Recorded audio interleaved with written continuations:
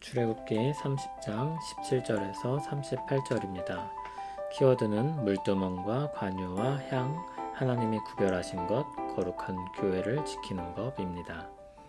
여호와께서 모세에게 말씀하여 이르시되 너는 물두멍을 노수로 만들고 그 받침도 노수로 만들어 씻게 하되 그것을 회막과 제단 사이에 두고 그 속에 물을 담으라. 아론과 그의 아들들이 그 두멍에서 수족을 씻되 그들이 회막에 들어갈 때 물로 씻어 죽기를 면할 것이요 제단에 가까이 가서 그 직분을 행하여 여호와 앞에 화제를 살을 때에도 그리할지니라. 이와 같이 그들이 그 수족을 씻어 죽기를 면할지니 이는 그와 그의 자손이 대대로 영원히 지킬 규례니라. 여호와께서 모세에게 또 말씀하여 이르시되 너는 상등 향품을 가지되 액체 모략 500세겔과 그 반수의 향기로운 육개 250세겔과 향기로운 창포 250세겔과 계피 500세겔을 송소의 세겔로 하고 감람기름 한 흰을 가지고 그것으로 거룩한 관유를 만들되 향을 제조하는 법대로 향기름을 만들지니 그것이 거룩한 관유가 될지라. 너는 그것을 회막과 증거궤에 바르고 상과 그 모든 기구이며 등잔대와 그 기구이며 분향단과 및 번제단과 그 모든 기구와 물두멍과 그 받침에 발라 그것들을 지극히 거룩한 것으로 구별하라. 이것에 접촉하는 것은 모두 거룩하리라. 너는 아론과 그의 아들들에게 기름을 발라 그들을 거룩하게 하고 그들이 내게 제사장 직분을 행하게 하고 이스라엘 자손에게 말하여 이르기를 이것은 너희 대대로 내게 거룩한 관유니 사람의 몸에 붓지 말며 이 방법대로 이와 같은 것을 만들지 말라. 이는 거룩하니 너희는 거룩히 여기라. 이와 같은 것을 만드는 모든 자와 이것을 타인에게 붓는 모든 자는 그 백성 중에서 끊어지리라 하라. 여호와께서 모세에게 이르시되 너는 소합향과 나감향과 풍자향의 향품을 가져다가 그 향품을 유향에 섞되 각기 같은 분량으로 하고 그것으로 향을 만들되 향 만드는 법대로 만들고 그것에 소금을 쳐서 성결하게 하고 그 향 얼마를 곱게 찌어 내가 너와 만날 회막안 증거궤 앞에 두라. 이 향은 너희에게 지극히 거룩하니라. 내가 여호와를 위하여 만들 향은 거룩한 것이니 너희를 위하여는 그 방법대로 만들지 말라. 냄새를 맡으려고 이 같은 것을 만드는 모든 자는 그 백성 중에서 끊어지리라. 아멘. 오늘은 물두멍에 대한 설명과 관유와 향 제조법에 대해 말합니다. 물두멍은 노수로 만든 큰 대야입니다. 회막 입구와 제단 사이에 두고 물을 담아서 제사장들이 손과 발을 씻는 도구입니다. 그렇게 손발을 씻고 나서야 제사장은 자기 업무를 볼 수 있었습니다. 하나님의 거룩한 일을 맡은 제사장들에게 주신 절차였습니다. 이것은 단지 위생을 위한 것이 아니었습니다. 하나님 앞에서의 정결과 순종에 대한 문제였습니다. 그래서 20절에서와 같이 이를 행하여 죽기를 면하라고 말씀하신 것입니다. 거룩하신 하나님 앞에서의 정결과 순종이기 때문에 손발을 씻는 문제가 생명과 결부되는 것입니다. 22절부터는 관유 제조법이 나옵니다. 관유는 바르는 또는 붓는 기름이라는 뜻입니다. 23절, 24절을 보면 굉장히 많은 고급 재료들이 들어갑니다.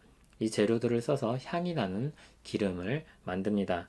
그것을 거룩한 관유라고 부르는데 회막에 있는 모든 것에 바르도록 했습니다. 그리고 그렇게 바른 것들 또 거기에 접촉한 것들은 모두 거룩하게 되리라고 하였습니다. 관유를 바르고 접촉하는 방식을 통해서 하나님은 그것을 거룩하게 하십니다. 30절에 나오듯이 그것은 기구만이 아니라 제사장들에게도 발라서 그들을 거룩하게 구별했습니다. 31절에서 33절에는 관유를 구별하기 위해서 제조법이 공개되었지만 그 제조법을 따라서 향기름을 만들어서 사용하지 말라고 하였습니다. 구별하기 위한 용도였기 때문에 엄격하게 회막에서만 쓰이도록 하신 것입니다. 그것을 어기면 하나님의 백성에서 끊어질 것이라고 경고하였습니다. 34절부터는 향 제조법이 나옵니다. 이 역시 다양한 재료를 배합해서 만드는데 35절을 보면 소금을 쳐서 성결하게 한 것이 좀 독특합니다. 소금이 여러 가지 기능을 가질 수 있는데 여기서 밝히고 있는 기능은 성결하게 하는 것입니다. 그렇게 성결하게 해서 회막안 증거궤 앞에 두게 했습니다. 이 향은 분향단에서 쓰일 것입니다. 이 향 역시 관유와 같이 사사로운 제조나 사용이 금지되었습니다.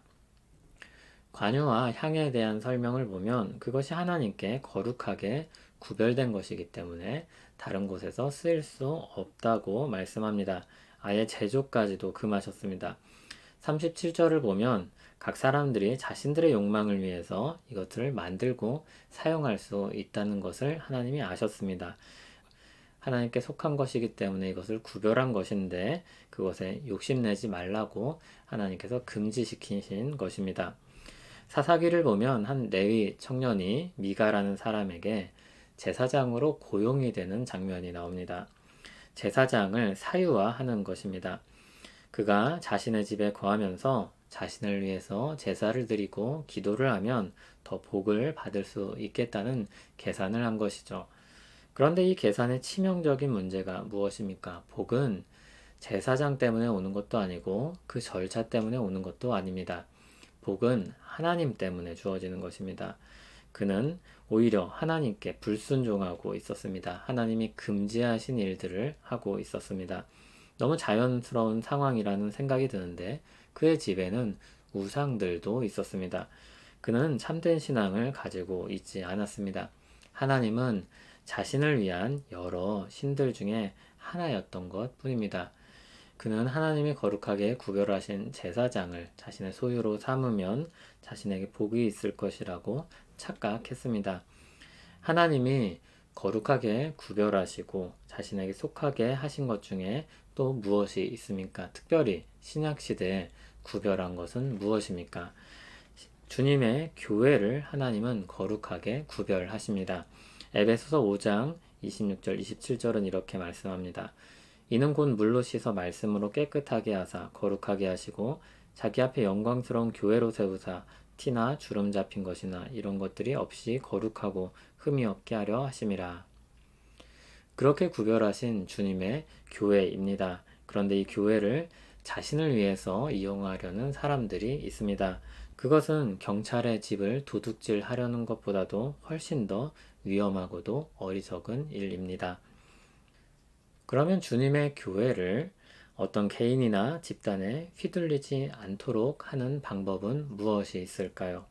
위험 요소가 될 만한 사람들을 축출하고 분리하면 주님의 교회가 안전할 수 있을까요? 훨씬 더 적극적이고 효과적인 방법이 있습니다. 주님이 우리에게 주신 말씀을 따르는 것입니다. 주님의 교회된 성도 한 사람 한 사람이 더 말씀에 입각하여서 바로 서는 것입니다. 말씀을 통해서 계속해서 교회답다는 것이 무엇인지 확인하고 배우고 순종하는 것입니다. 서로 주님의 몸으로서 각 지체가 서로를 붙잡는 것입니다. 그것이 성령으로 하나 되게 하신 것을 힘써 지키는 것입니다. 이것은 어느 한 사람의 수고로 되는 일이 아닙니다. 함께 동참해서 만들어가는 일입니다. 이를 위해서 함께 기도하기를 바랍니다. 하나님은 우리 입술의 고백인 기도를 통해서 역사하시기를 기뻐하고 원하십니다. 하나님은 우리 손과 발의 순종인 섬김을 통하여서 주님의 교회를 세워가기를 기뻐하고 원하십니다.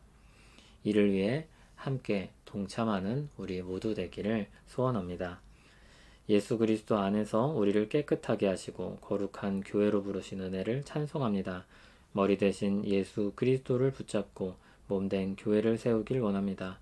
우리의 중심이 주께 붙잡혀 있기를 소원합니다. 교회의 중심은 머리 대신 그리스도 외에 다른 것이 없음을 믿습니다. 하나 되게 하신 것을 힘써 지켜가는 우리 모두 되게 하옵소서. 예수님 이름으로 기도합니다. 아멘.